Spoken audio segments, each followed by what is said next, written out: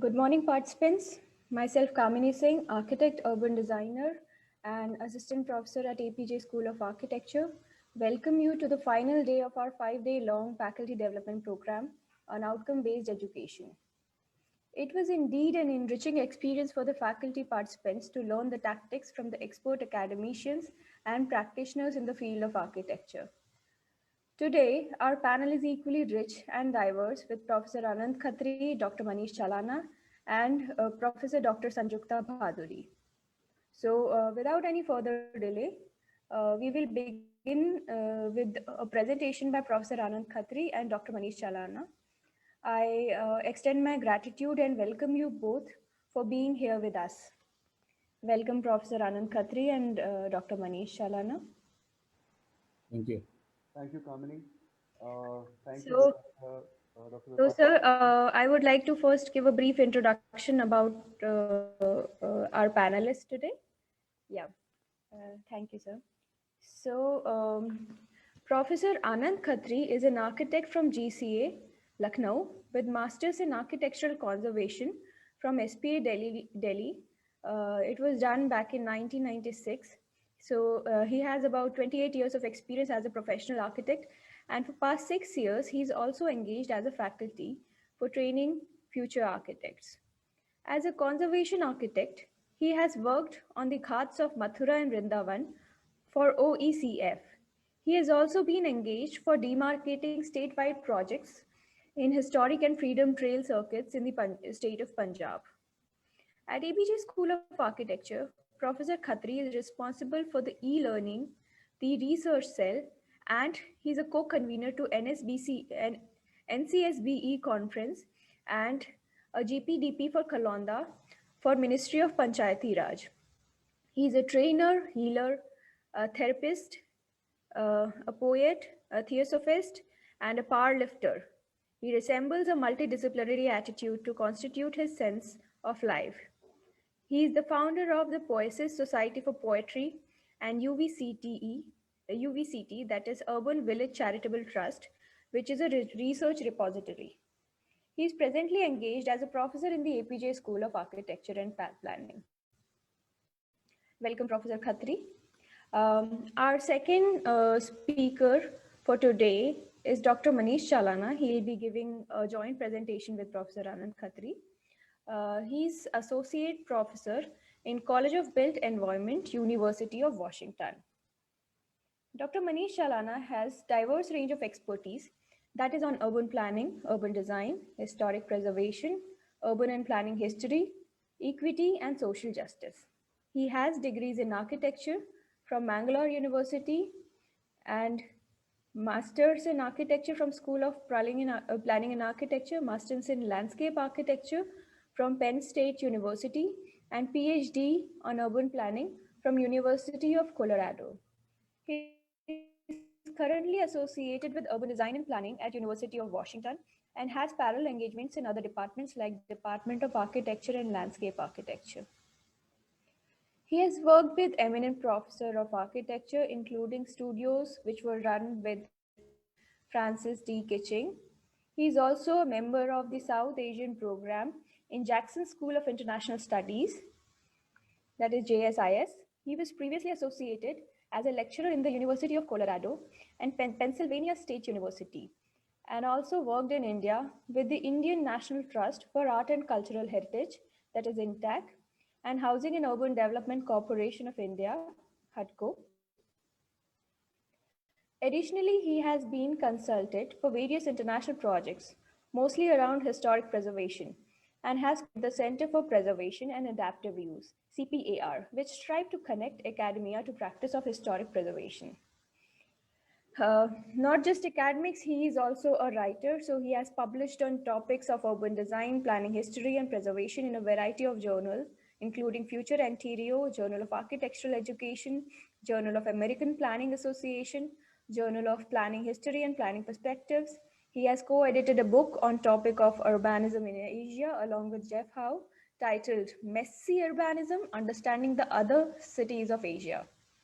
He's also working on another edited volume of the Status of Preservation Practice in India. So, today our esteemed panelists will be talking about assessment-based conceptualization and restructuring of course for OBE. So with this, I would like to hand it over to our panelist. Thank you, Kamini. It Thank was you, sir. so kind of you to introduce us. I would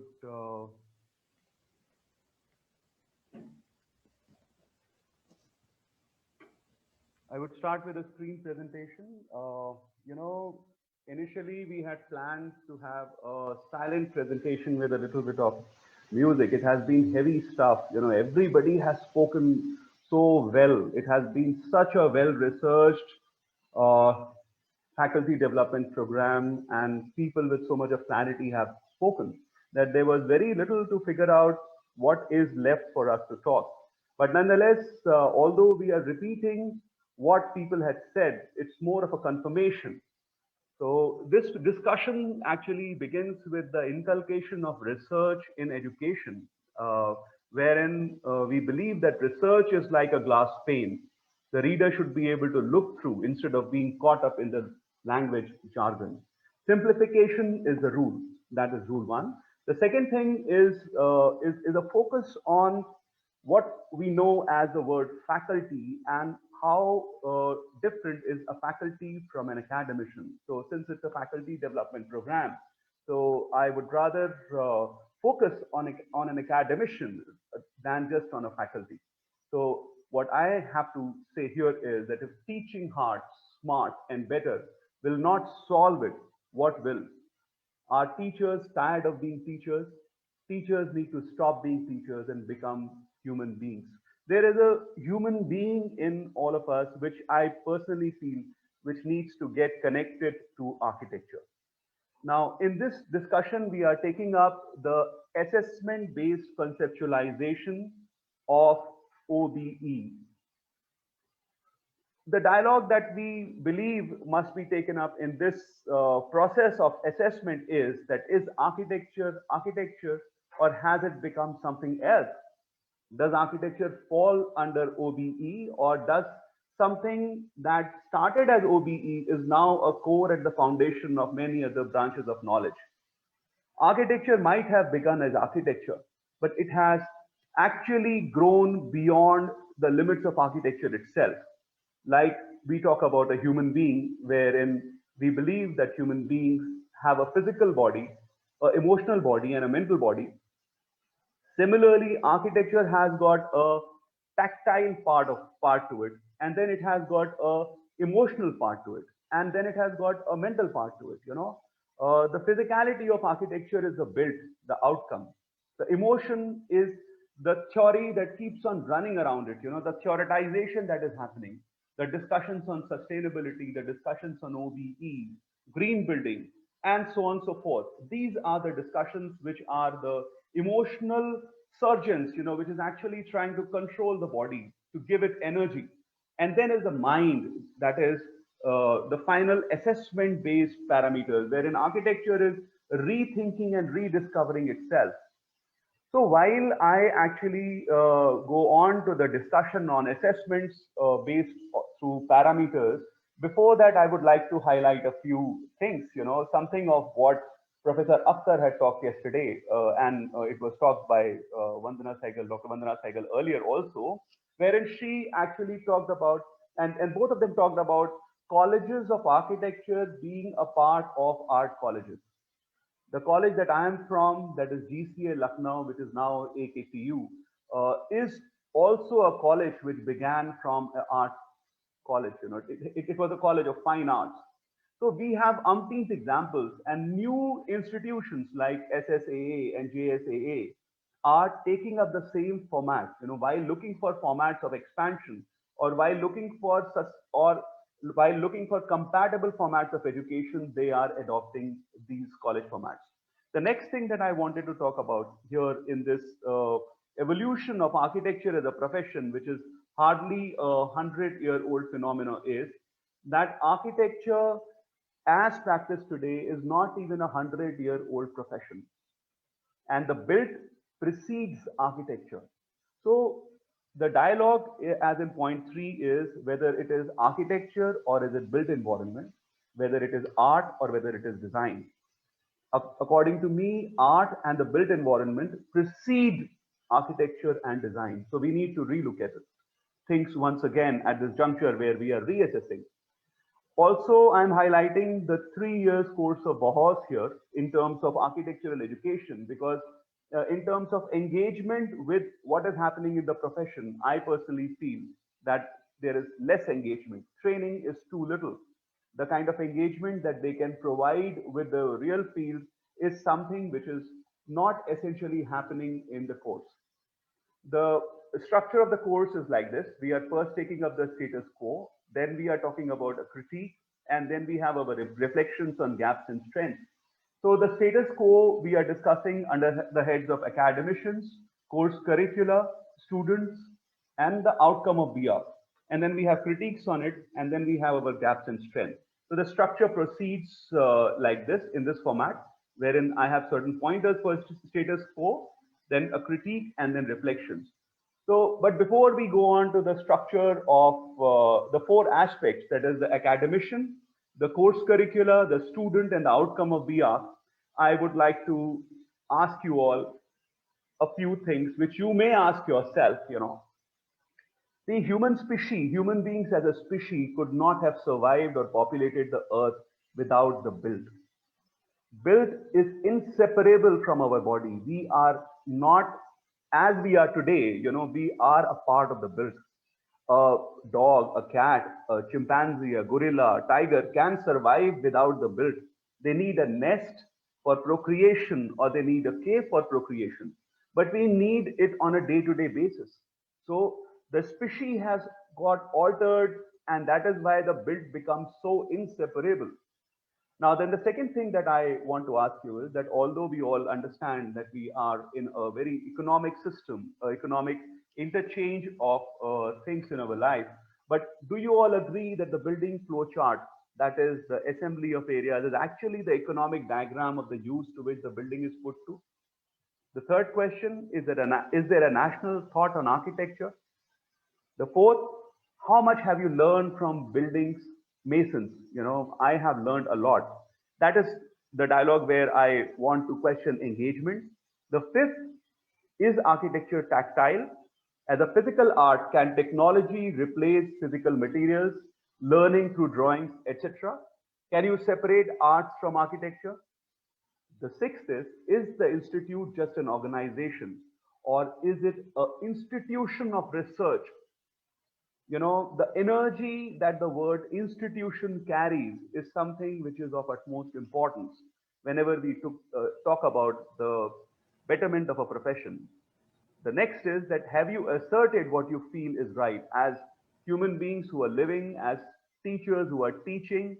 Have you asserted what you feel is right? Good catches up to public behavior as fast as its opposites. Then the last pointer for all of you to think before I go into this assessment is that creativity in human beings never exists alone. If you are an artist, you could be an architect also. If you're an architect, you could be a poet. This is a discussion which I have had with lots of architects, and they all pursue something else, So the creative impulse keeps spreading through your life. So you must explore it, you must not curb it, neither should you try to undermine it.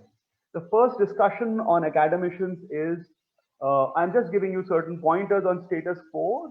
The first pointer is on employment versus teaching, differentiation between faculty for teaching and an academician, time-bound involvement, a 9-to-5 job, academics associated responsibilities, is always trying to self-assess in comparison to friends and profession. A teacher, an academician who is working in colleges, who is teaching students for output in BR, is always internally assessing himself. मैं क्या कर रहा हूँ? कितने projects किए? किस तरीके से काम कर रहा हूँ? Am I worth getting into the profession? And so on and so forth. And then the complication of the branch of knowledge that we know as architecture is that from architecture, which was a complete training in itself during Bahos with a 3 years program, it became 5. From 5, a mark in disciplines is there, and then now a PhD is also following. So when I critically look at it, then I would say that faculty must try to be assertive academics. We lack role models in our proximity. Architecture is not even 100-year-old course. So we still are looking for, we might have got masters in architecture, masters who practiced architecture, but we lack role models for academics, which we all must try and evolve, you know. Then there is no clear outline for growth for a faculty, for an academician uh, who is teaching. There is not clear outline. We are still trying to struggle. कितने research paper लिखने हैं? What do we do? What do we have to do? What is the outcome of a studio? How should we assess our own outcomes? And so on and so forth. So with all this complication that is there, the whole pattern of growth is not still structured. कितना करके क्या होगा is not understood. And then teaching is almost as Professor Akhtar said, that after you finish a class, tear your notes and throw it in the dustbin. So it's almost always PPTX and notes based, you know. The teaching is valuable, but we all keep on exchanging notes. You know, whenever there's a new subject is there, we take notes, we teach from those notes. So the newness does not get inculcated. We are too stuck with the syllabus, you know. Then the hours cannot be time bound. An academician must differentiate himself from being just a faculty. And then I also insist on the importance of a research cell or a consultancy cell inside the academic environment of the institution. And then I want to highlight in this critique the kind of indexed journals that have taken this space right now. You know, it's very catching. You know, if I write a paper, how much, what is the index of the journal? You know, what is the value of the journal in which I am publishing? What is the value? Although these are definitive assessments, I don't deny it, but it's all becoming very economy based also. And then I would point out the differential in behaviors in between people, you know. The depth of behavior, like me in class and me in my staff room and me at my home and me in my car and me with my friends, are 5 different Anand Khatris. They all cannot survive together in one person. There has to be a binding. As you pursue your path in becoming an academic, you must actually bring it back together. So then there are lots of reflections which we have. I think I am spending too much of time on this slide. I would actually move on to the whole theory of autodidactism, that is teaching yourself. You know, that what I want to say is that the biggest thing that happened to architecture was that we declared certain people as masters of architecture, masters who were not structured into the process of architecture the way we are structuring architecture today. So our masters, the presence of these masters of architecture in itself is a misnomer. And that is why if we are learning through them, we must learn autodidactism, that is teaching yourself. And how do you teach yourself? You follow your passion. You consume vivaciously whatever you believe in, you know, after you have realized. And then you don't zoom down, you know, you open up.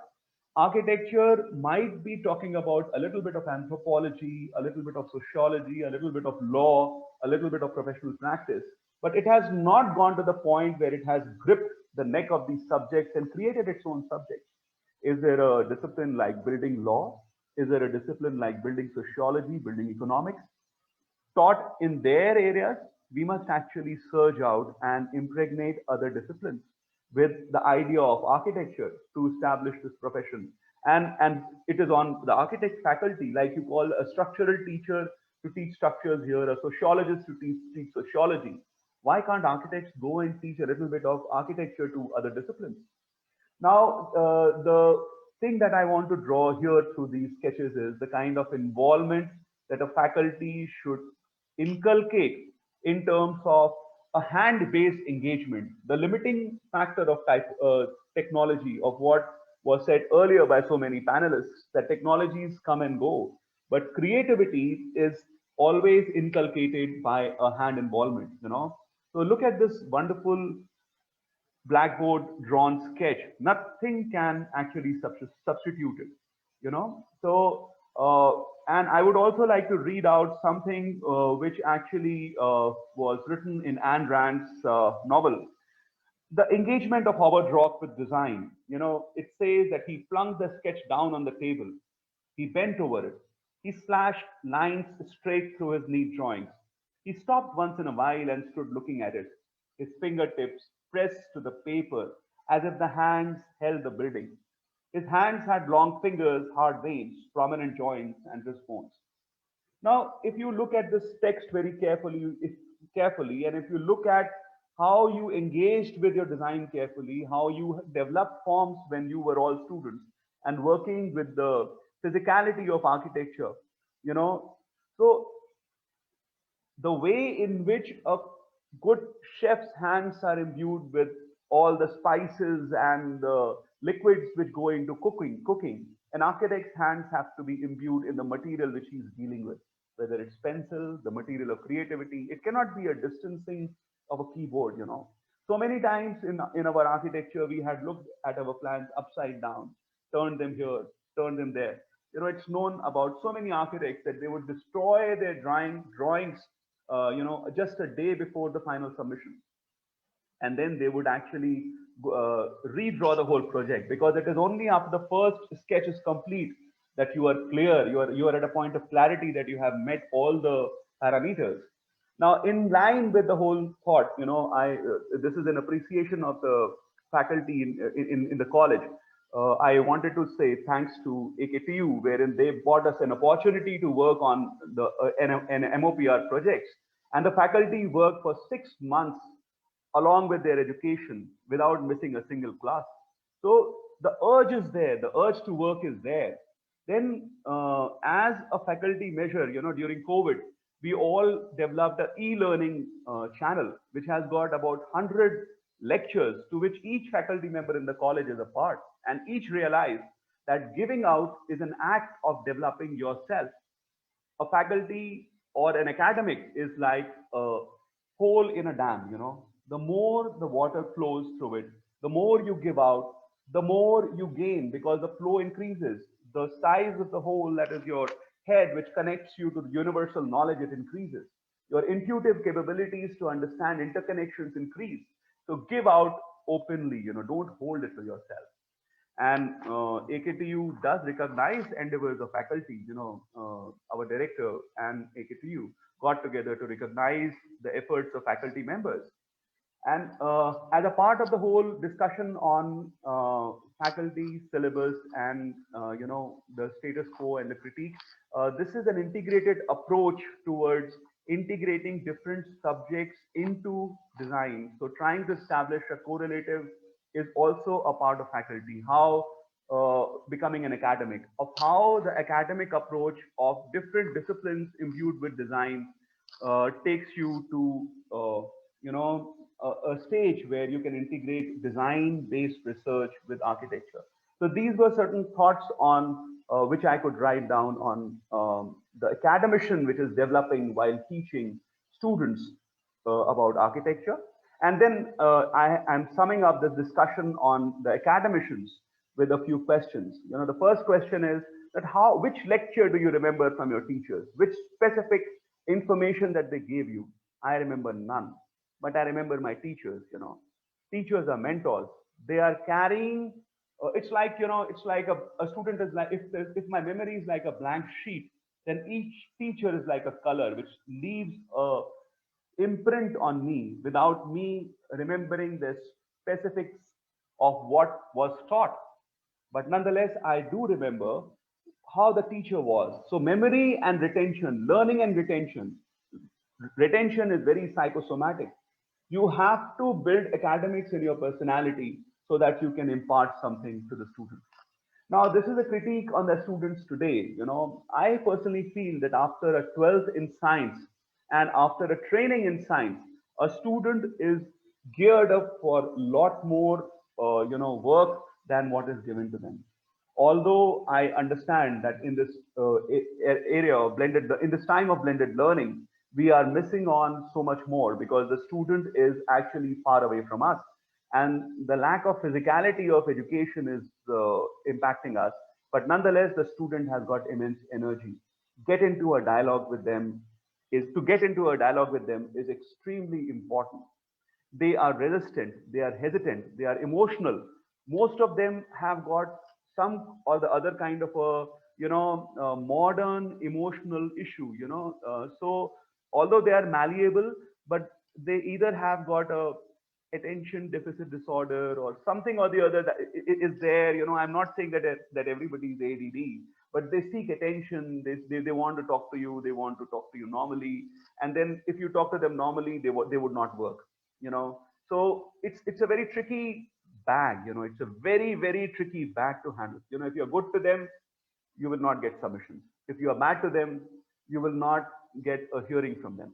So the student is actually the bag of people whom we are getting is not even ready to touch a construction project that is given to them in the college. A physical. Very few of them are ready. Not all, I would say, but on an average, very few of them are very willing.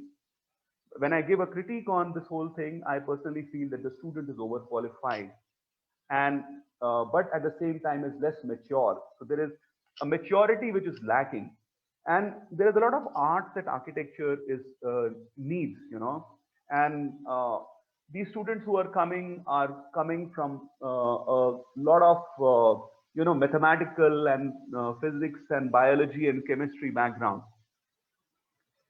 In terms of reflections, which I could not, which although there are many, but I would like to restrict myself to a few. That how do we recognize their non-academic traits is extremely important, and this becomes a very highlighted aspect in the NEP now. And are we all rewarding students in the studios or outside studios, or is it just that we are sending out information if they are not performing? Then exploring what they want and freeing them of their fears and anxieties in the society about the future of their profession. Architecture as a profession is blacklisted from the very beginning, from their seniors, from their teachers. At times, they come to me and they said, our teachers say that we not get work. So I try to clear them out. It is a matter of concern when architects do not speak confidently about their own profession. So the student is a very sensitive bag. So they have to be handled carefully. This is the COA intact from the minimum standards of architectural 1983, where it specifies all the sciences and everything to be a part of the intake. My take here is that, after 10+2 with mathematics, and even without mathematics, students can be taken. The mathematics level in 10th is high enough for anybody to solve architectural related queries. And then architecture must become a base course for many other disciplines like building law, like building economics, like space psychology, like architectural sociology or something like that. These have to be phrased better. But these have to be not within the discipline of architecture, but in parallel disciplines for the student bodies to realize it better.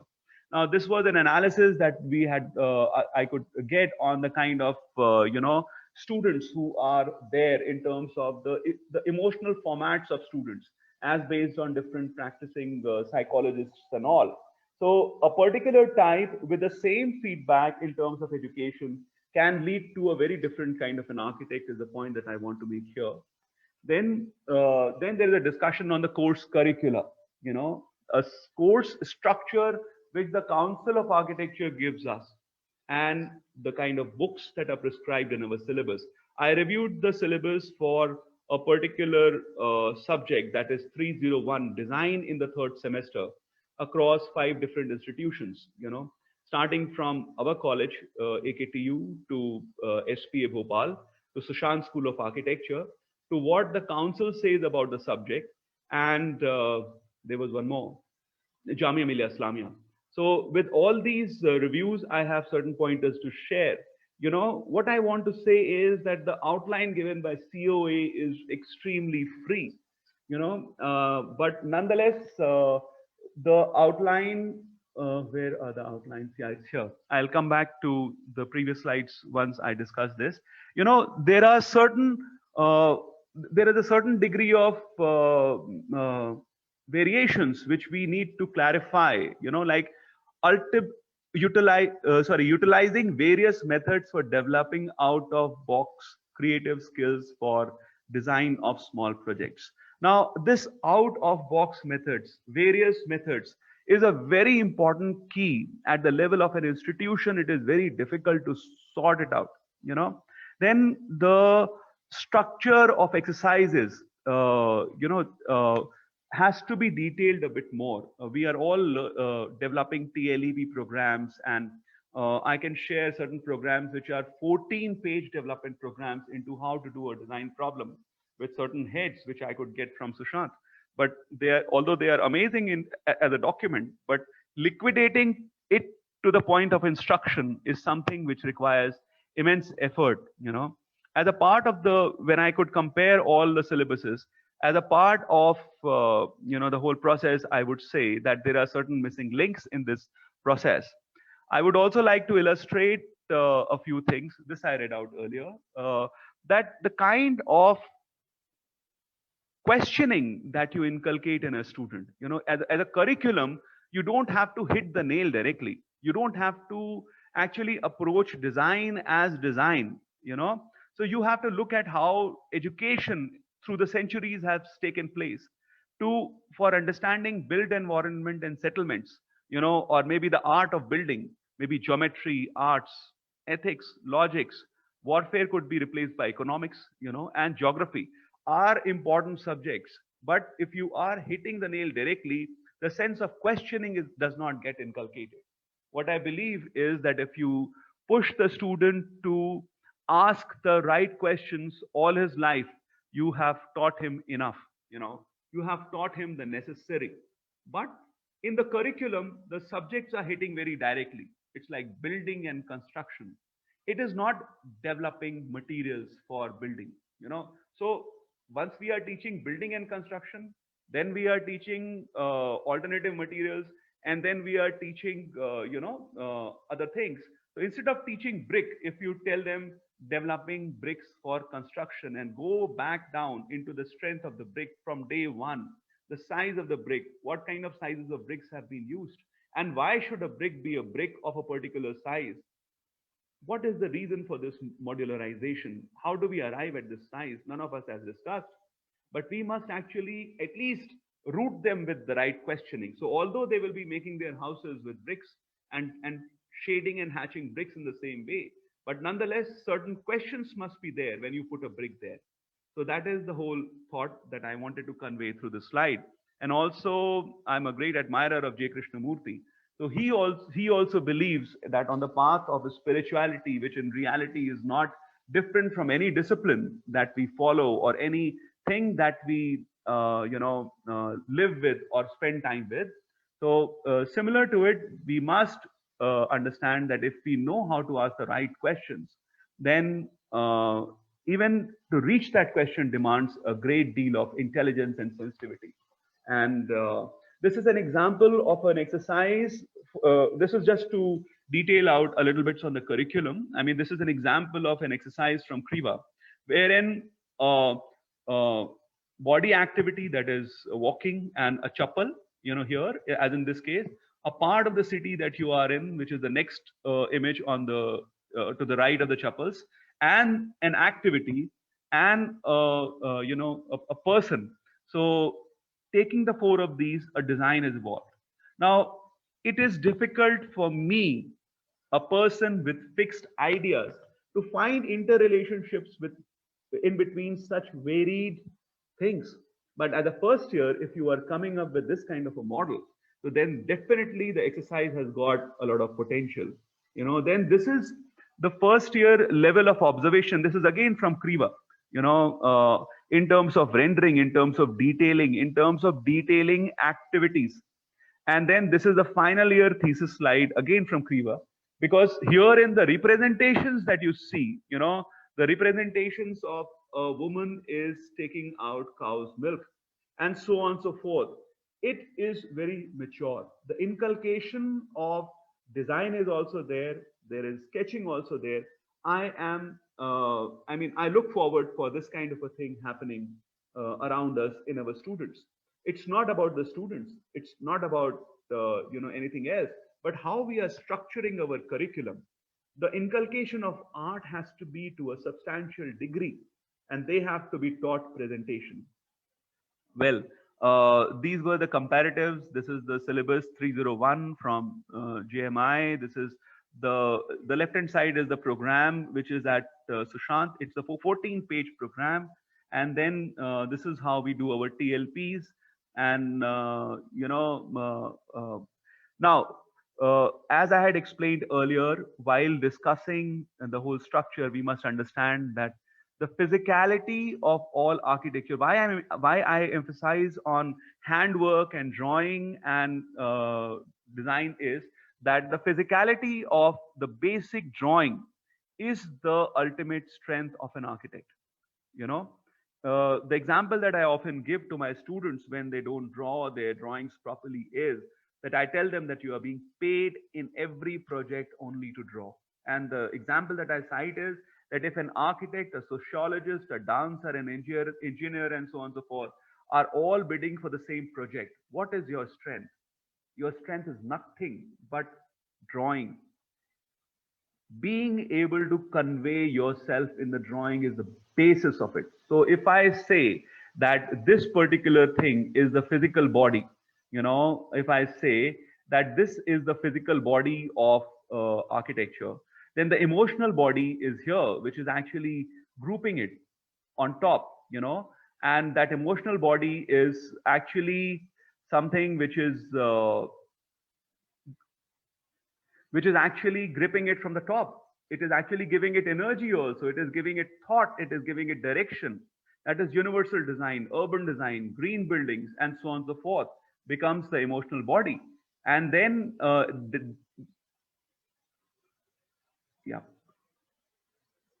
and then comes the mental body.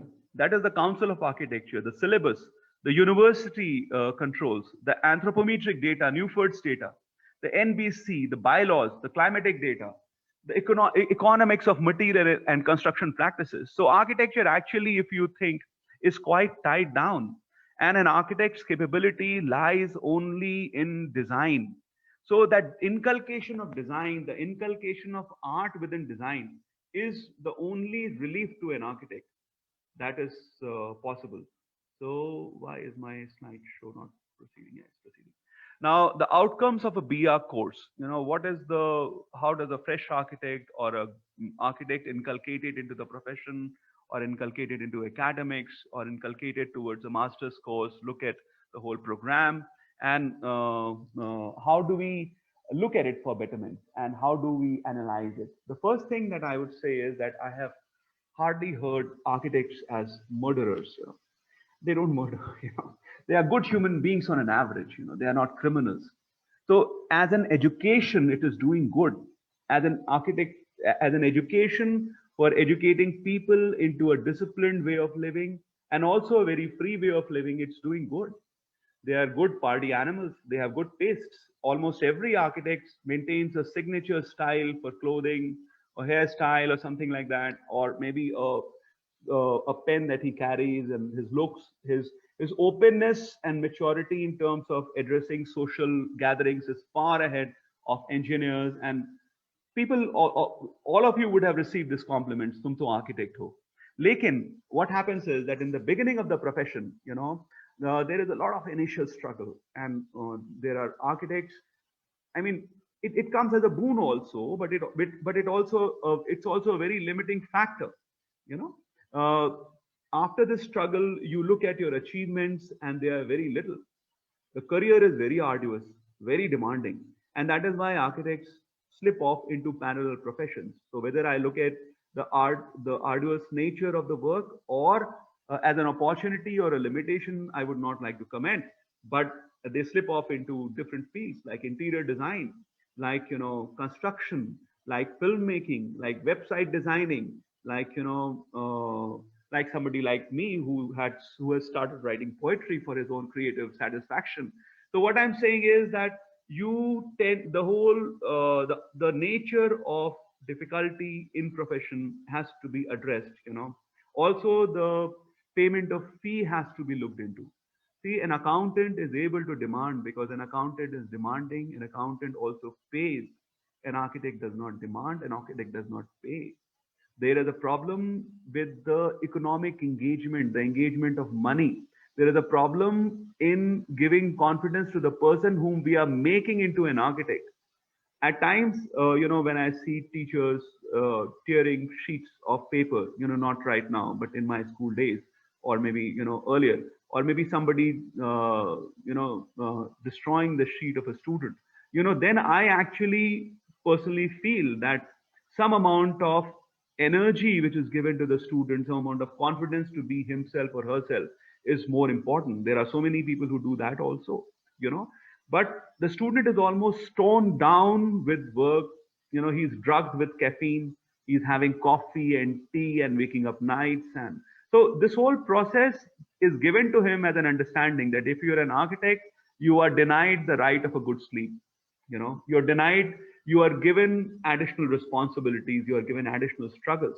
So there has to be a change in the brief. There has to be an institutionalization of certain behaviors. Maybe it can come out of a program where we can structure their assignments in such a way that they are not always overloaded, or maybe a pattern wherein a lot of studio work is emphasized and they have to leave their sheets in the studio before they go, and when they come they work in the studio, and so on and so forth. But there has to be some more effort in restructuring the output. So as a reflection, I personally feel that there is a wide gap between education and practice, which we all say. But if you go into the depths of it, when you get your first project, you are not dealing with any sophisticated person. You are dealing with masons, clients, a businessman who is thinking whether how much, how less he could pay you to get his work out. You are dealing with phone calls. You are dealing with time management. You are dealing with talking, none of which is taught to us. None of which is a part of our brief. We are told to draw and design. So although design is definitely a god, but more than the god of architecture, we require demigods also. So there are a lot of things that are there in the temple, not just the great triumvirate. There have to be a lot of others who have to follow. So we must find these demigods and give it out to them. Then licenses have definitions, and super licenses need to be built in. Like COA defines, although is defining training of architecture institutions, but parallelly, and giving licenses for architects to practice, parallelly licensing should be there for super specializations like urban design, like conservation, and so on and so forth, so that people retain limits. Because what happens is that the whole profession is quite opportunity based, and it actually is getting mixed up. So in the beginning, it's mixed up. In between, it gets mixed up till the time an architect becomes just an opportunist, good to do anything that comes his way in the profession. I'm not talking about academia here at all. And then I'm also talking about government and creativity. This is just a pointer for people to understand that the kind of government that you have, the form of government also influences the permissiveness in terms of design. A monarchy like Morocco, a communism socialist country like China, and a democratic country like India, or a union like Europe. So they all have different fields of architecture, primarily because of the permissiveness. From here, I would like to draw the same parameters which I had shown during the students' temperaments as the temperaments of human beings, in terms of emotional differences or difference in perception, which was discussed earlier also so many times in this workshop, and highlight as to different the kind of disciplines that it can go into. The same design input that you give to people can actually inculcate different disciplines. But here, while we look at the complete foray, we have not been successful at building sufficient time inside our education program for all these disciplines. Say, for example, town planning is taught, but a practice sheet of town planning is not done. Say, for example, interior design is taught, but a 2-hour subject or a 3-hour subject does not justify. Even if you make them do one studio, that interior design subject does not dovetail into construction detailing. Even if it does, students don't realize, and they are actually looking at construction of partitions as partitions and interior design as interior design, and furniture design is not taught. So journalism is overlooked. I mean, it is actually taught, but integration. Say, for example, when I talk about journalism, then design should be dovetailed with journalism. You know, what you design, you write a paragraph about it. Building a design brief. The brief building process students must do. You know, so it has to be structured into our system. Then this is a small survey from my batch from GCA along with the next few batches. You know, apart from being architects, interior designers, conservation architects, product designers, there are people who are managing LinkedIn and Reebok also in terms of marketing heads. The same architects who did product design and communication or graphic design went into this. Some are pedagogues and some are like me teaching. So what I'm saying is that the variation is based on this variation that I suggest is based on my experience with how people are there in the profession. I'm actually crossing my time limit and I would rush through it very fast right now. So this is the minimum requirements of syllabus in architectural education as per COA. So the outlines are not smartly defined. You know, it requires more definition. I looked at the document. So the broad specifics are given, but these outlines have to be worked on.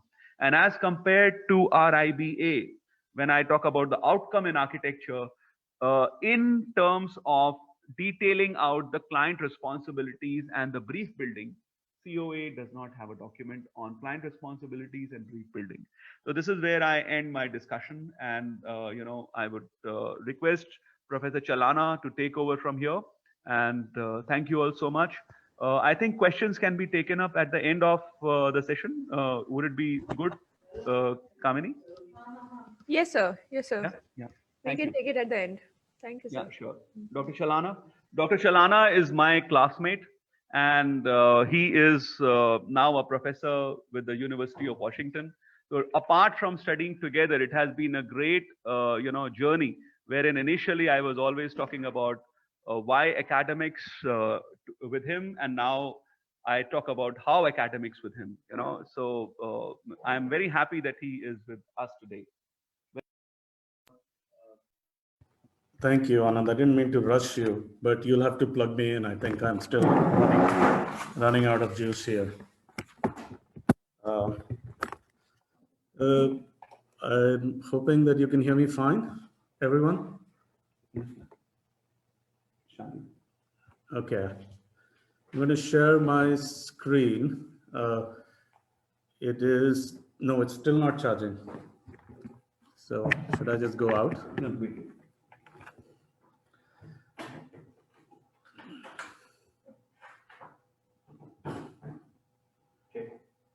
Yep, it is.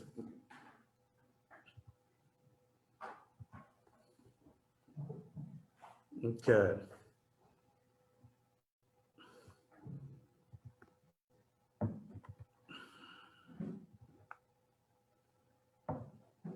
Okay. I'm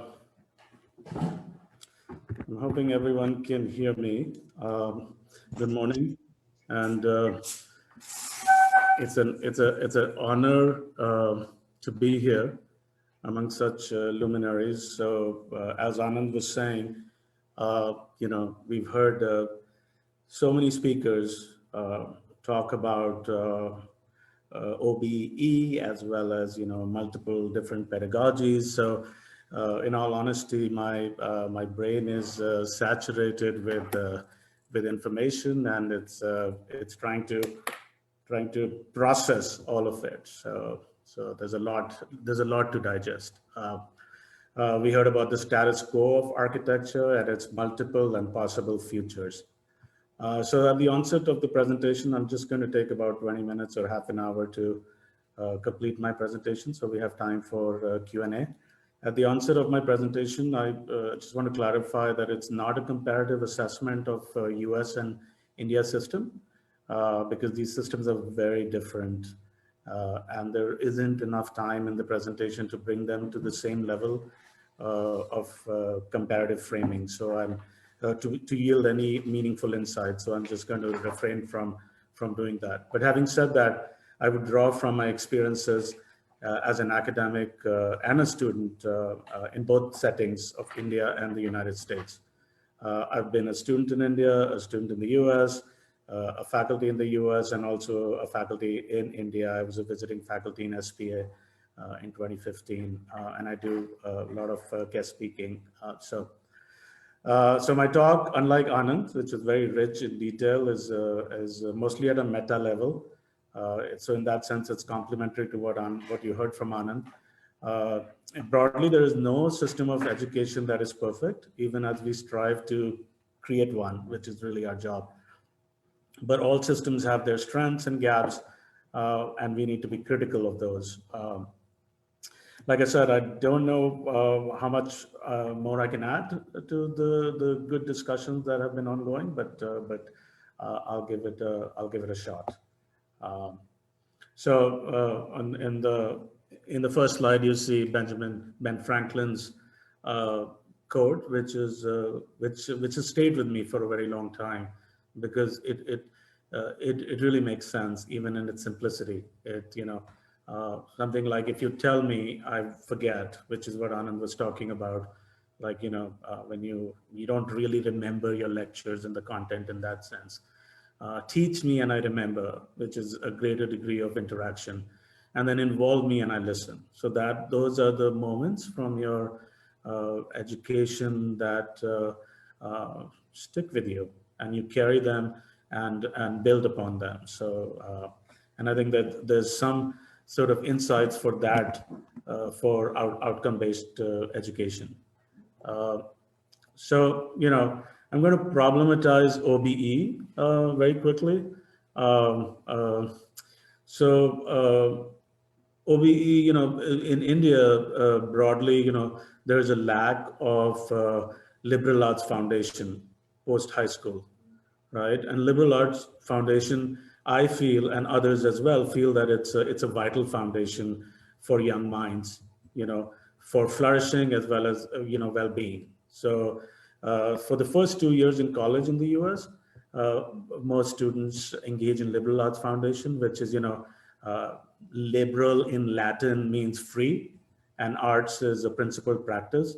So it really, so traditional academic programs in Western higher education rely on this model. And it generally covers areas such as humanities, art, science, and natural and social sciences.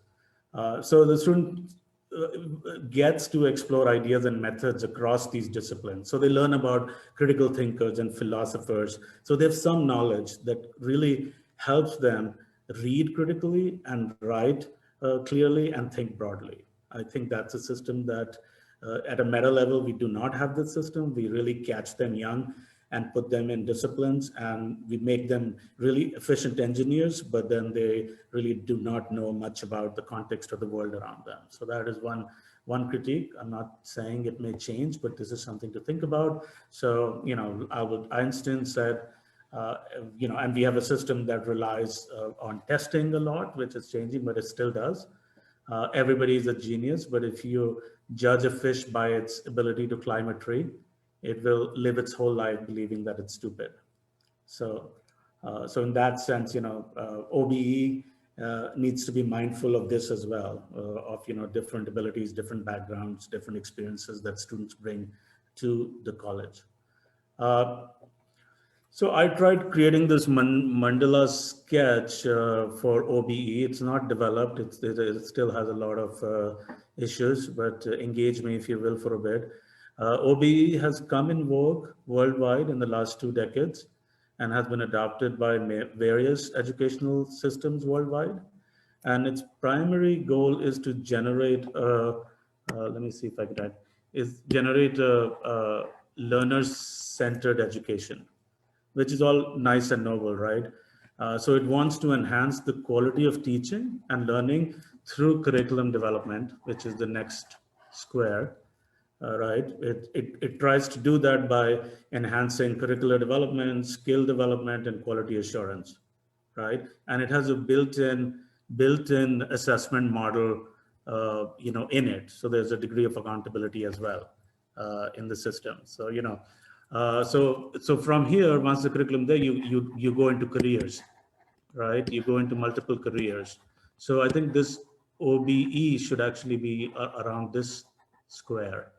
And then beyond careers, so I think this first circle is more design and planning careers, which would be, landscape architecture, planning, urban design and such related fields. But then beyond these triangles outside are, peripheral fields like filmmaking, set design, fashion design, and so on and so forth. Those disciplines probably lie here. So this is, it's not a nuanced sketch by any imagination, but take it for what it's worth.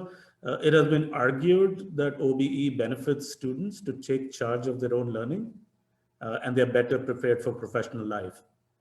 And oftentimes teachers appreciate the guidance it provides in maintaining quality of teaching. So there are good things about OBE as well. Uh, so even as OBE is not meant to be rigid, because it provides enough sort of spaces for multiple approaches. It's giving you a frame. It's not giving you a product. But oftentimes it relies on predefined goals, right? And it attempts to make students more marketable. And you've heard that, right? Preparing them for jobs. And educators might see this as restricting, at constraining, although Professor Akhtar said that, the syllabus model that has been used is quite generous in allowing faculty to interpret it and tailor it to their needs. So there are multiple views on this. So OBE has also been argued to weaken local control of education because it strives for homogeneity and efficiency. So there's that problem, when the efficiency at what cost, right? And then those who are against OBE model question that, who decides the desired outcome, right? Who gets to decide these outcomes? And is it, and the outcomes itself is a complex box. There can be multiple outcomes. So here's another critique. Managers and administrators might appreciate the effectiveness of OBE because clearly it's cost effective. It's a tool for accountability, and oftentimes can be a tool for regulation like danda. Because matrix based is easy for penalties, and and how students and individual colleges may perform could lead to accountability and might be tied in with funding and other such things. So it could be constraining as opposed to constructive. So keep that in mind. I'm not saying it's one or the other. It could be. And it could also be, another layer of bureaucracy that people have to just deal with. And then they really, it stops making much sense because, if you don't allow it to flourish in the way it's intended to, then it can have negative outcomes.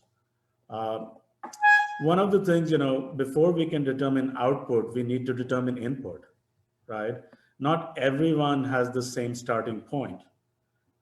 Students have different abilities, learning capacities, intellectual proclivities, and such, command over English, privilege, and so on and so forth.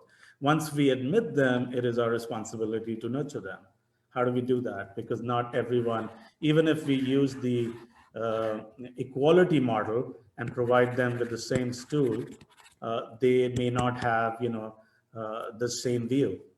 So we might have to think about an equity-based model, So it has been argued that an OBE system, may not permit students from different backgrounds who may have been badly served by our educational system, right?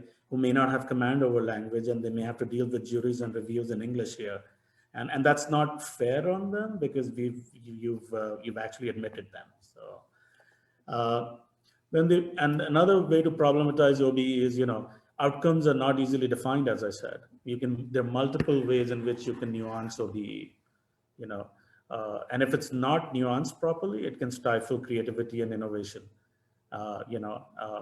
And I'm a product of an open-ended, what I call exploration-based system, And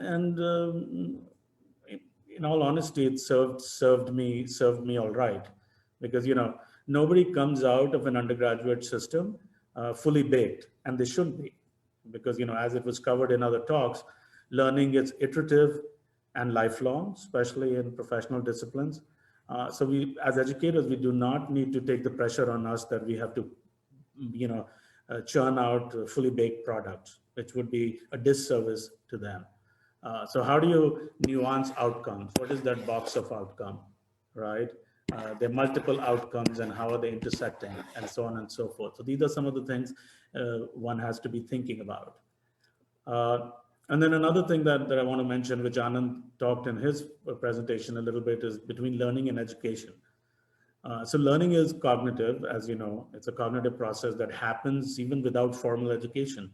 We learned, there was a lot of learning before universities and schools and degree programs and such. So learning is active, intrinsic, and curiosity driven, while education is passive, extrinsic, and curriculum driven, right? And so OBE can set up some expectations from the curriculum, right? And that could create roadblocks for learning. On the other hand, OBE can also provide a nurturing environment and provide direction. So the struggle with OBE is that it simultaneously is what it's not. So you have to be thinking about that as this model is fleshed out. Another thing that I want to briefly touch upon is, after education and learning, I want to touch upon jobs and careers. So we heard a lot about, how education should prepare students for employment. I argue that education should prepare students for careers, not employment, right? So career would sit in this overlap between skill and opportunity and interest, right? So the interest could also be seen as passion, right? So this is where your career sits, and research says that people who are in careers, have more enriching lives, as opposed to people who are in jobs. Uh, so education should not be seen as a means to an end towards a job, but instead a career. And job would lie somewhere here, right? This overlap. This is where your job is, and careers come with jobs. So career is a complete packet. It's not that you may have a career and no job. So you shouldn't feel like, if you're preparing students for careers, they may not find employment. Of course, they're going to find employment. They're going to find employment rather easily than if you train them for just jobs. I'm going to engage. I don't know how much time I have, Anand. Yeah. Okay. I'm going to engage on a little bit on studio pedagogy, because it's a central pedagogy in design education. Think about it. Studio is not just a space. It's also a methodology. It's also an approach, right? It's also a pedagogy. We heard about, from others, including Professor Segal, that, there's a lot of peer learning that happens in studios, right? Students learn from each other. Lateral learning is very important than just vertical learning, horizontal learning. There are also expert reviews where students, learn from experts in various fields. There's also opportunities for workshopping, like you have an idea, you refine it and then get a desk grid and redefine it. So it's a complete packet. And that, no wonder that, it has stood the test of time and continues to be more or less in its same form since God knows when.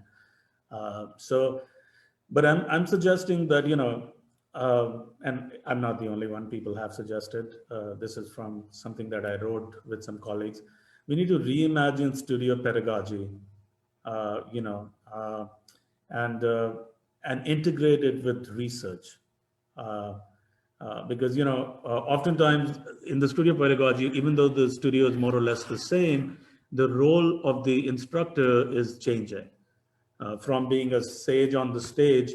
uh, I mean, right now they are a sage on the side, but I want to say they should be a guide on the side, right?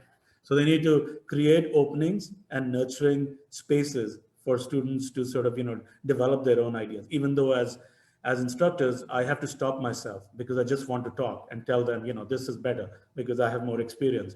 But then I have to catch myself and say, no, stop. Let them learn. Let them learn what is better instead of me telling them what is better. And it's a very hard exercise because as academics, we are just learned to, we are trained to do this. And then the other point that I want to make about studio pedagogy is that it also needs to engage intersectionality. And I'll talk about that. You heard a lot about interdisciplinarity in the conference, but I want to talk about intersectionality because I think it's a more uh, driving concept for studio education as well as more design education, right? So we need to reimagine pedagogy, studio pedagogy as a critical form of research and methodology. And in the interest of time, I'm going to rush through it. One of the ways you can do that is deliberately integrate research and design. And here's a piece that we wrote with my colleague, and I can share it with you if you're interested. We drew our insights from a studio that we offered in a national park. It was a competitive design studio. Uh, and then we wrote about it, The Deliberate Designer, which I think is it's a good title because I felt that that covers essentially what we are talking about. Design is deliberate, it's iterative, it's slow, and we need to be fine with that. As you know, the design process is envisioning something that is not yet in existence. It's not there, but you're envisioning it. And here I'm quoting Neiderer directly, who I quoted in this article. So the products of design are not wholly determined from the outset. So we don't know where you're going to arrive, right? Because they're influenced by the creative and often visionary capabilities of the designers engaged in the project, right? So it's a more iterative project. So that's one end, design, right?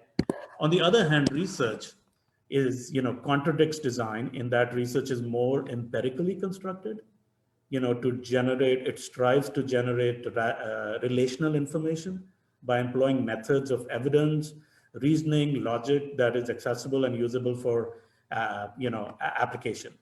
So you can see that they're two diagrammatically opposing ideas, research and design, right? But despite these differences, the boundary between them is pretty porous. It's permeable and it's open for rich grounds for innovation, right?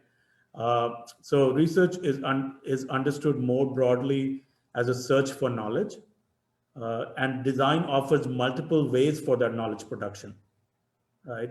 So combining both design and research offers a grounded approach to knowledge production, experiential learning and application, right? And this is what Professor Tapas talked about.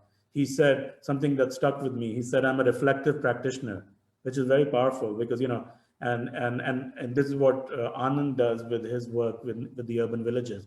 It's like grounded theory. You're not working with a set of theories, but you are sort of generating knowledge from the ground. And then you're understanding them as to whether it yields any theoretical framing or understanding of the topic, right? For instance, what does gathering all this information of urban villages, what does it tell us about urban equity, for instance? What does it tell us about, the forces of density? What does it tell us about, the capitalist way of design and planning? So there are multiple ways that this knowledge can contribute. So we don't do much of that. We don't integrate research and studios. I actually try to structure all my studios in this model because I have the advantage of teaching mostly upper level undergrads and graduate students. But I see that offering one studio in the curriculum that is process based, you know, is valuable because you're not going to get really fancy, sexy drawings. You're not going to get that. It's on Rahul Mehrotra's terms. You're going to get less. You're going to get small incremental sort of changes. You're not going to get grand visions, and that's fine. You're not going to see technology, but students get an opportunity to develop technologies and use technology in other studios.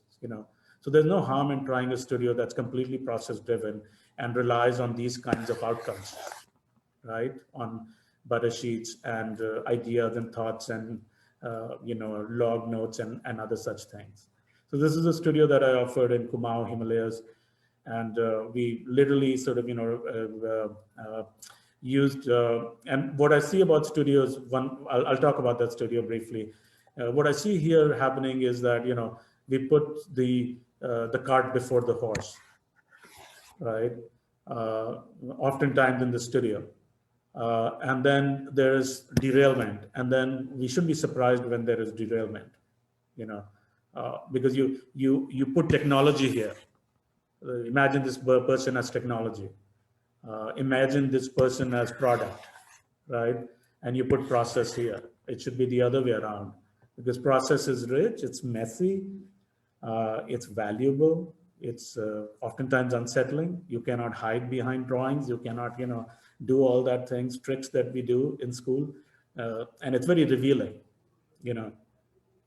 So that is something that I was thinking about. And around studio, actually, this should be methodology.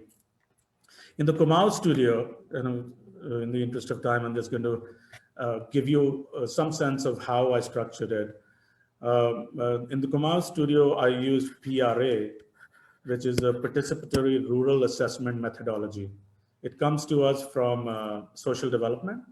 It's a quick and dirty, broad assessment of the community and region with input from local people. So it's an approach that was developed by Robert Chambers. And so it's a very interactive methodology. And, it's a way of learning from people, with people, and by people. So it's an honest community engagement. It's not a community engagement that we do, do everything and perhaps, as it came up, perhaps invite the rickshawalas for the review. I disagree with that. You shouldn't be inviting the rickshawalas for reviews. You might be working with the rickshawalas if you're talking about ephemeral dwellings, how they use their rickshaws in the night to sleep. You might be working with them, and and just like Revati Kamath did. And so there are multiple approaches that you could be using. This is just one methodology. You can use several different methodologies for studios. How am I doing time-wise, Simon? Okay, so I also want to say that our studios should emphasize design thinking. And design thinking can address some of the problems that I kept, some of the discussions that I've heard in the last 4 days. People are saying, students choose multiple professions and careers, and how do we train for that? I think if we have a framing of design thinking, then you can apply those techniques to right from a range of, jewelry design all the way to city design, right? Because it's a design thinking frame. You're not teaching them to apply it for fashion or jewelry or product or a city. It's just a thinking that has applicability and flexibility for a range of applications. So it is used by product design, it's used by services, and there's empathy is an important piece of it. And this came up with I believe Professor Apeejay's talk and other talks. So you need to spend a lot of time with empathy in getting to know the community, and then you define your problem. You define the problem, and then that's where you define the programming. So I think our studios start here. We don't let them do these first 2 bubbles, right? We give them programming. We tell them you go and design a hospital with this, right? So they start with ideating, right? And use a case study prototype, and then they test it by way of design. So I think that's problematic. In my studios, I spend, at least 40% of the time, if not more, on empathizing and defining. They're not even thinking about design in the first 4 or 5 weeks or 6 weeks. They're just thinking about generating their own problems, defining their problems from their own perspective, bringing in their interdisciplinary backgrounds, their knowledge of different topics, and so on and so forth. So design thinking is an approach, that you could use for your studio thinking. I mean, you have to be a little careful. It's also sometimes seen as an assembly line approach, right?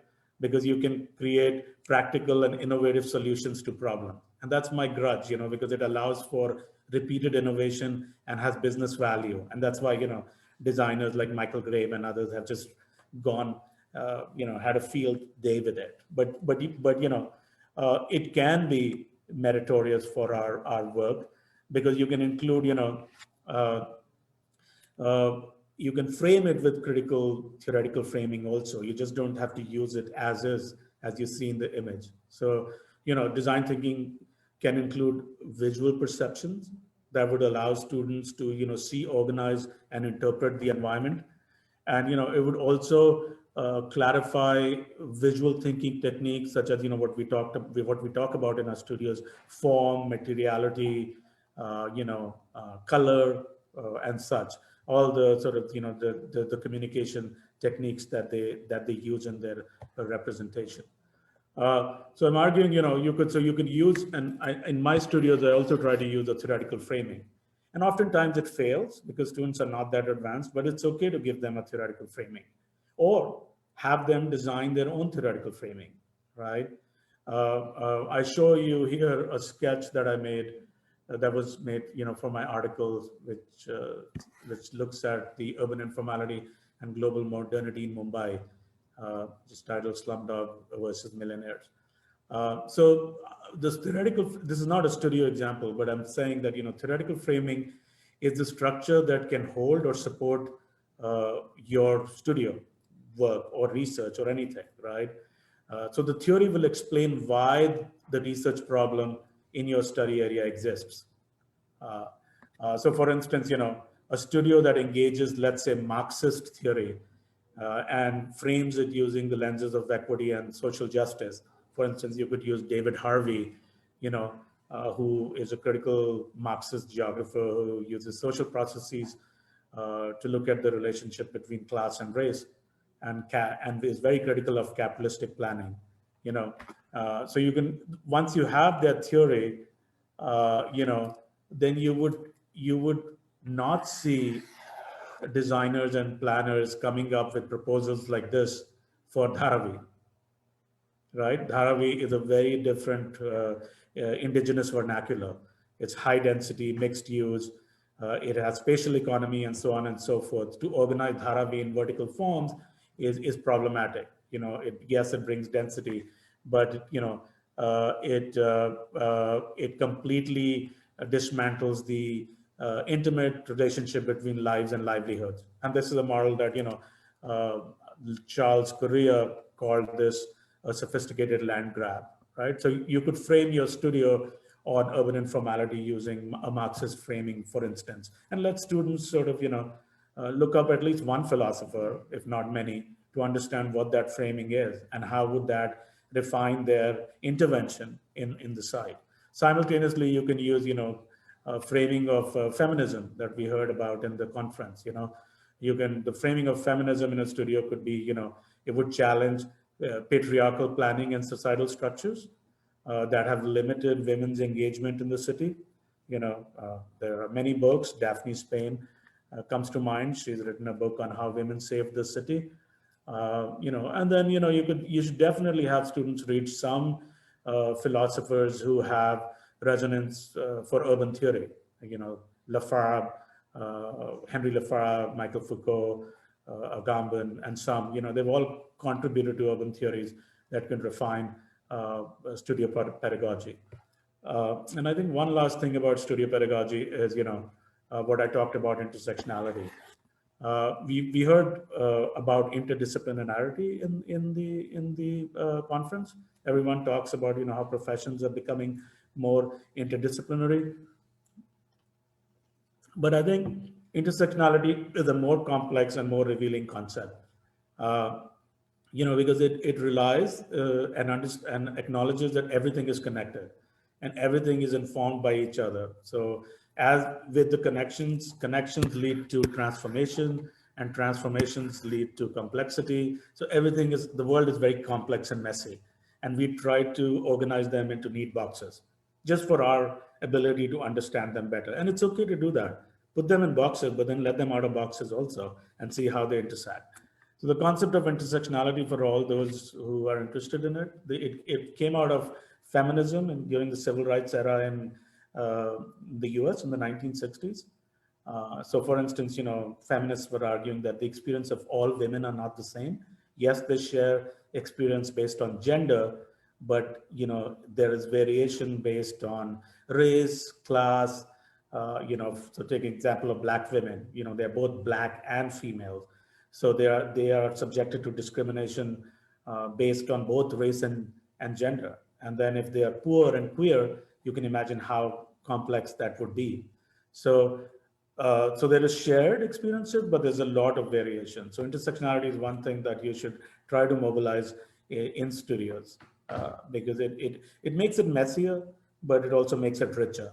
Uh, so I think I'm going to wrap up with some thoughts on. I want to offer some sort of ideas of how we can go further with what's happening.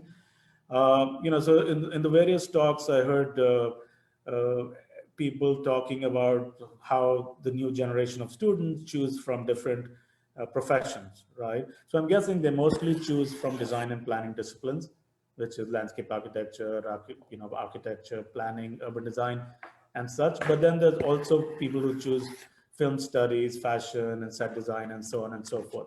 So no curriculum can engage all possible avenues of career choices, right? And we shouldn't even take that pressure on us, because it's an undergraduate program after all. You cannot prepare experts. You already have a lot on your plate to cover, because it's a craft heavy profession. So we heard about how electives can be one way of offering a range of exposures to students, but electives can do only so much. You can only offer so many electives. So one thing, and I hear you're wondering, you might wonder why I'm showing Shrek, the image of the Shrek, because it's Vinita Rangaraju, who was my classmate in Penn State, is she got a Oscar for Shrek 2 because she ventured into animation as I was venturing into planning, right? And she currently works with DreamWorks, right? But so Vinita is unique in that sense. She was able to achieve the pinnacle of animation and continues to do that, right? But she used the path of masters and other sort of training to get to where she is today. So for every one Vinita, we probably have 1 lakh Sunitas who are doing interiors, right?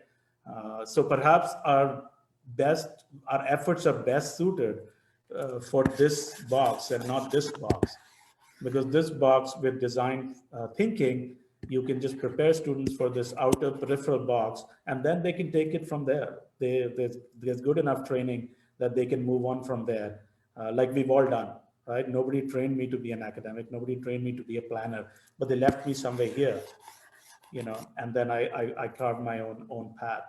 So one of the ways you can do that is through a vehicle of colloquium, which can be a delivery mechanism for a variety of knowledges, right? It's a Latin word for informal gathering. So, like I said, electives cannot possibly cover a range of options. So, a colloquium, in 15 weeks, you could invite 13 speakers that are pushing cutting edge practice in professions that students would like to pursue. They could include sociology and NGOs. You could have Amita Bhaskar to come in. You could have, furniture design, fashion design, landscape architect and ecologist, vernacular and regionalism folks, architectural conservationist, interior. So every week, students would read on that material, read a couple of articles, and they would attend the colloquium and discuss with the professional about that topic. So that in that case, your job is done. You've sowed the seed of interest, and then if they're interested in conservation, they would sort of pursue that. And if they're interested in housing, they might pursue that. So your job as an educator is to sort of give them a familiarity with the possibilities, just the possibilities, and that's all. Very quick example, I said I showed Revati's work that, as a possible speaker, you could invite somebody from Revati's office. Revati, of course, is no longer there. It's a major loss last year, but her office specializes in vernaculism and regionalism. And, here's a plan for an underground that she created for Katputli colony. And I know this because I've worked on it and published on it. And she really uses a methodology called field ethnography. She, if you look at how she designed an underground, is absolutely fascinating, right? She does not do public participation or community involvement for the sake of it.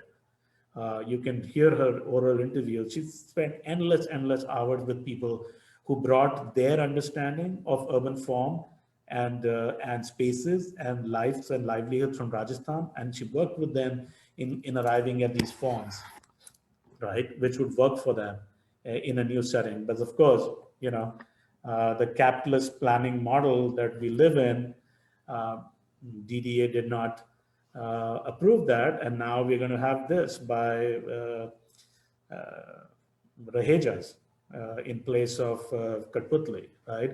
It's high modernism vocabulary, which is, you know, clearly disruptive to lives and livelihoods.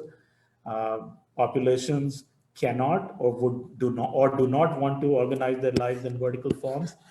You know, so much of the site is being sold to for high-end users in front, and then the slum dwellers are located in the back, right, in these generic urban forms. So if we don't have any problems with that, then there is a problem with our education. If we think that this model is, we accept this model without being critical of public-private partnership, without being critical of what the public loses, you know, and the right to the city, why the city should only be for, you know, upper classes and largely men, you know, then there's a problem in our educational system, because we haven't opened minds. Students will see this and say, oh, this is fine, you know, this is all right, because, you know, it was in their land. Yes, it was in their land, but it's also, you know, adverse possession and taking care of the land and so on and so forth. I don't have time to get into that. And I'll wrap up with, you know, that how our profession, and this came up in Gaurav's and Tapas's talks, you know, that our profession just deals with adult, cis male centric. You know, our profession is cis male centric, is able-bodied, for able-bodied, upper class and caste, and it's mostly modernist and urban. So beyond that, so this is not even 10% of the population and probably 20% of the landmass, or even 10% of the landmass, and everything is else is open, right? Uh, and I think if we sort of, you know, question the system, that are we training students to just design for adult, able-bodied, cis males, upper class and caste people in urban settings using a modernist vocabulary, then we're really failing them, because once we are only preparing them for a very small sliver of the society, right? And we're not doing justice to their education, right? And if we dismantle the system, then it would also tie up nicely with the national policy on education, 2020 policy of education, that strives to further equity and diversity. You know, where are the women in the city? Why should they feel, you know, think twice before venturing out in the night, right? What is missing in our urban spaces that, you know, Dalits and other folks are not able to use certain parts of the city, can't hang out in Connaught Place. And why is that? And why should it be that? And why should we not question it? Because if not us, who will? We are the shapers of the built environment, right? So for students in the audience, you know, the bulk of the population and land mass is your oyster, right? Go get them, because, you know, you don't have to just limit to here. And with that, I will end. I'm sorry, I may have exceeded my time. I really apologize that. Thank you very much.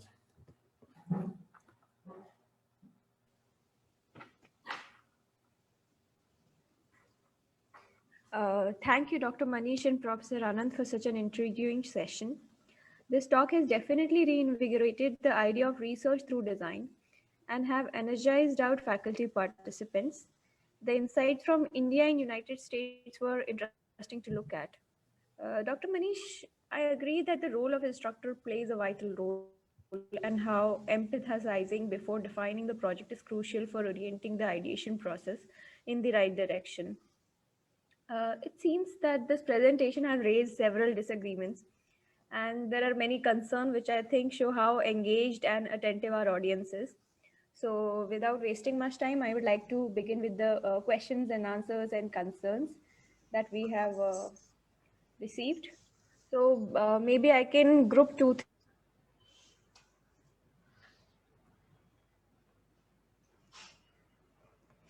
People, they may ask questions. I'm going to leave it in there, right? Yeah, but then can I get? Holistic approach. No, right? Yeah. Do you find CO standards being deciding, keeping holistic approach, or it is just an individual thought? What are the interconnected pedagogies? And also related to CO only, we have another question uh, by architect Jyotsna. She's saying this is a very beautiful compilation of college work. And regarding the licensing of architects, CO is as rigorous as RIBA, but they do differ in some ways and does an inclusion of outcome-based education in either benefit our education system and refine the quality of university professors in India. So these are the two questions which are targeting Council of Architecture, and the second question is actually comparing the approach between COA and RIBA. So what are your takes on this, Professor? I would like to You should go. Yeah. take the question on the Council of Architecture. Yes, sir. See, I was talking about the practice of architecture, wherein the client brief and the client's commitment is not defined by COA. REBA goes to a great extent of detail about the formation of brief and even the commitment of the client. That is where I made this point. So on the outcome end, when we are talking about COA is not just about certification. It is also about the protection of the practice of architecture. That is where I made this point. What was the second question? One second.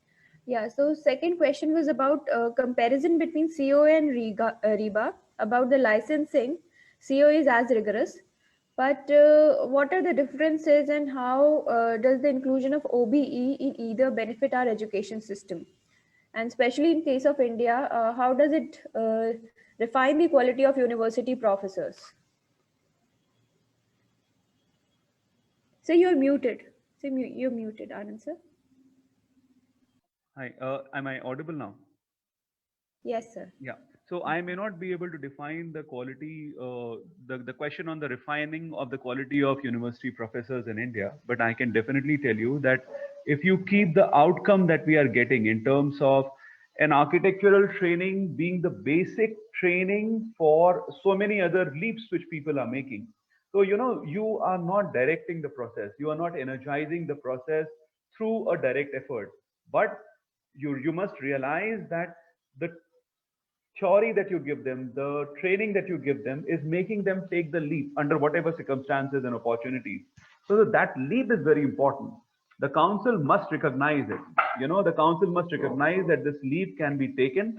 And once this leap is taken, it can build it back inside in the training so that more people can take the leap and the path is clear. Like I was telling you that people are, now managing LinkedIn and they were managing the marketing of Reebok, some of my classmates and juniors from GCA. So then what was the path? The path is not yet clear. Some amount of work has to be done on this. If an architect is doing good with product management or marketing management, then that path has to be clarified. I don't say that architects are meant to do this, but this is not about being architecture centric. This is about being open. Like 10+2 education is the foundation of many other streams of education. Similarly, architecture could become the foundation training is what I meant here. Okay, so there were several disagreements by some of the participants. So they do not agree that all the faculties are doing PPT based. I agreed. And every individual cannot be placed at same level. No. I'm not saying, I'm not placing institutions, I'm saying that even when I go to my next class, I search for PPTs, what I taught last year. So from taking the thread from what Professor Akhtar said, that destroy your notes and throw them in the dustbin after the class, I had taken this point, because we are, why are we caught up into the same the same retro style of thought, you would realize that the syllabus definitely offers so many limitations in any subject, but it is upon how you devise the methodology from your understanding of today. So I always tell people that the way to think is from where you are, and to go as far as you can in terms of your thoughts and come back to where you are yourself, thus spinning a kind of a system wherein thoughts go, reach far and come back. So the idea is not to say that teachers are using PPTX. I also use a PPT, but retaining the same lecture without revising it or reconditioning it. As I actually would bring the point of what Dr. Gupta from Amity, Bengal, Calcutta said. She said that she brings in the newspaper reading, current affairs as a part of the curriculum. All faculties read. So when you are reading, it's not possible that you do not reflect. So if you are reading, reflecting what is happening in the scenarios around, it is not possible that you will not inculcate it in your current pedagogies. That is where I brought this point in. So I'm sorry if I meant wrong there, but this was the meaning. Yes. So very well taken. Architect Madhu, your point is very well taken. Even I would like to add to this that the presentations that we have seen in last 5 days have actually emphasized the idea that not all faculties are doing PPT based teaching, because we have seen so many different ways and so many different approaches to teaching learning process in last 5 days. Also, she's mentioning that not necessarily master architects whom we read about need to be imitated. Sometimes they are for the inspiration also. Correct. I agree. But it's written by not just Doshi, but also by all of us. If you look at the kind of influence that the course structure has on us, when I explained the example of the brick, if I actually take the question from there, then I would bring the idea of why the brick size is what it is today. It is not about industrialization. It is not about production. There has to be a thought to it. We need to take up that question. If anybody could answer this question that I would put to everyone as to why the brick size is what it is, I would be satisfied by the thought. At least the questioning has to be there. That depth of question should be felt by everyone, that we are doing something and following a norm. Also with the diagram of the physicality of the profession in terms of drawing and the emotions, as I had explained, through the different streams and the mental backbone of thoughts, I would like to draw your thoughts to the same diagram which I had shared earlier, wherein architecture is more about just a physical part, and it's so confined that you cannot break off. You cannot design on a different anthropometrics. You cannot be very off. Look at the plate that you get to design. Plots are separated, plots are segregated. Urban ownerships are different, and everything is confined in a plot. The bylaws are so stringent that architecture as a discipline is left to follow just the facade or maybe a little bit of innovation in the plan in the profession. I'm not talking about academics, but when you are in the profession, as a physical output, it is very limiting. So that is where I was commenting on, the models that we are using right now are very taxing. So before responding, we have received an answer from a participant. But before going to that, I would like to welcome Professor Dr. Sanjukta Bhaduri, who is our next presenter. She has just joined our panel. So welcome, Professor Sanjukta. Yes. Good morning. Good morning to all of you. And can you hear me? Yes. Good morning to all of you. I thank the Institute for inviting me for this presentation on teaching and research methods. So just let me know when. Should I start? No, ma'am, we will have a break after some time, and then we will be starting around 12 o'clock only as per the schedule. Yeah, so you stay online. Okay, Right. no problem. Thank you, ma'am. So to your question, there is an answer by a participant that bricks should be handy to mason who is working on site. so it should be palmful enough. So that's how we define the size of brick. This is by Omkar Kulkarni. Okay, so I would like to move on to our next question. This is by architect Zainab Samreen. She is actually appreciating your presentation. And she's saying that this really has outraged so many questions among us as architecture faculties. My question to you is that when you were discussing about the different syllabus from different colleges, what do you feel about having a common syllabus for all the colleges of architecture? Thank you for this question, Zainab. What I would like to say is that a common, not a common syllabus, but the structure of the syllabus that we get in hand must be a very, very detailed structure. Because, at an institutional level, with all the programs that we have, detailing a syllabus, and actually, because going into the syllabus is not just a process at the level of the academic that we all are. I have tried to detail the syllabus myself, but there is limited time and limited energy. The university should actually explore and build a document, or maybe the council itself, because when you look at the council syllabus, it is very, very liberal and open. And it is definitely very good for architectural institutions to detail it out by themselves. That gives a lot of freedom to build in the regionality and the other specifics that have to be met. But I personally feel that the syllabus must be like a menu card. So from option 1 in this, you either opt for this or opt for this and or opt for this. It is very less right now. In fact, since 1983, this document needs revision at the end of the council. And as I had mentioned, the devil is in the detail. I would like to show you the example of a program structure that I saw in one of the institutions, without naming the institution. And you would actually be very appreciative of the idea that goes into detailing a program to that level.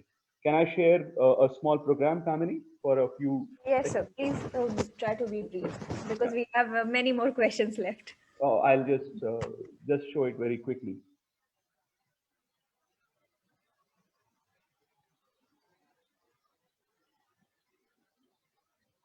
Okay, maybe I'm not able to find it. We continue with the discussion. Okay, sir. So there is a question by architect Anand Singh, which is asking that I think we need to learn from other fields like MBBS and LLB, where students are involved in practice and solve real-time problems during the course in OPD or in consultancy cells. So these are also prerequisite requirements to run these courses. What is your opinion on how our studios can be connected to the industry? See, I have already, thank you for this question, Anand.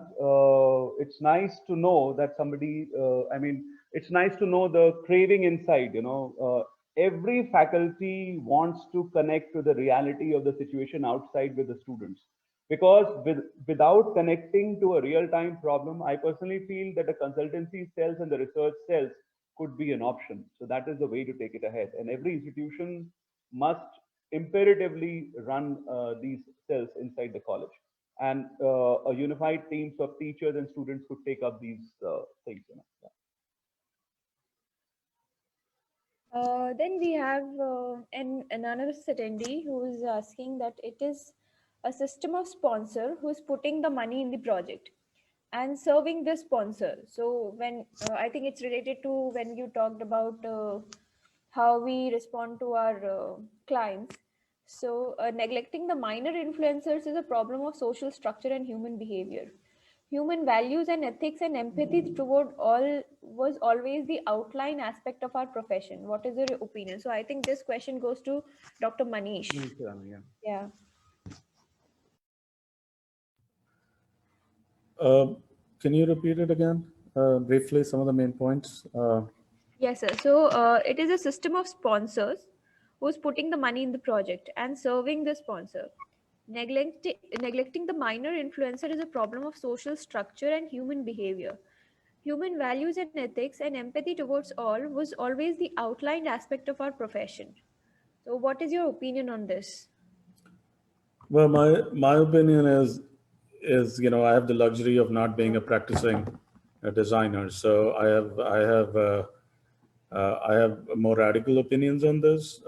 If I were to be a practicing designer, I don't know what kind of choices I would have made, but I would not want to be involved with projects that are disruptive to a certain group or population, where empathy and equity are not central, and I would not consult, of course, for projects such as this. But that's my personal take on it, and I'm not suggesting that everyone needs to do that. But but even if you do a little, I'm not suggesting that you can transform the practice by one project.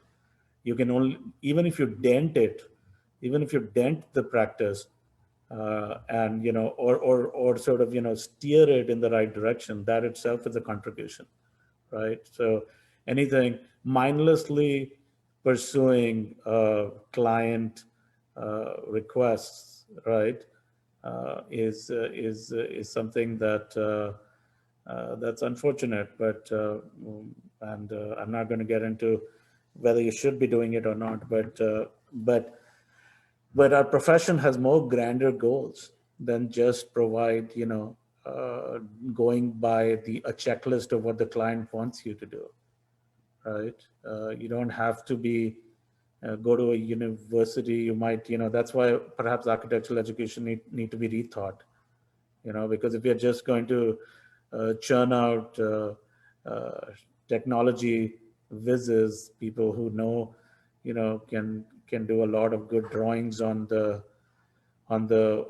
computer, from our time, hand drafting without thinking very much, or critiquing or questioning, then I guess then it doesn't have to be a 5-year program. It can just be a 3-year or a 2-year program where you learn the skills and get out and do that. But once you've invested so much, you need to perhaps understand your responsibility. And of course, you have limitations. You have, you're caught up in a system that is suffocating and can be stifling.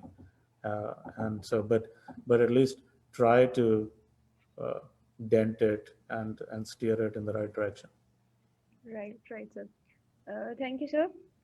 So I think some of the questions are answered by Professor Anand in the chat box itself.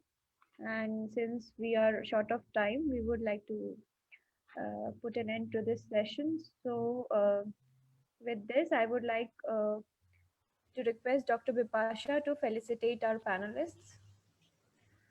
Thank you, Kamini.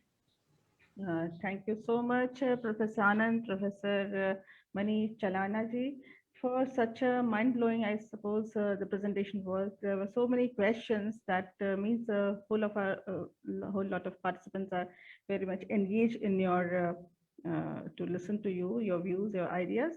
And also, I will just share my screen to virtually felicitate you. Thank you so much, sir. And this is the word of appreciation from School of Architecture and Planning, Apeejay School of Architecture and Planning, Greater Noida. Uh, and also, you correctly say the profession has a grander goals, definitely, sir. So through our teaching learning process, we'll just try to make sure that we are able to achieve those goals. Thank you so much, sir.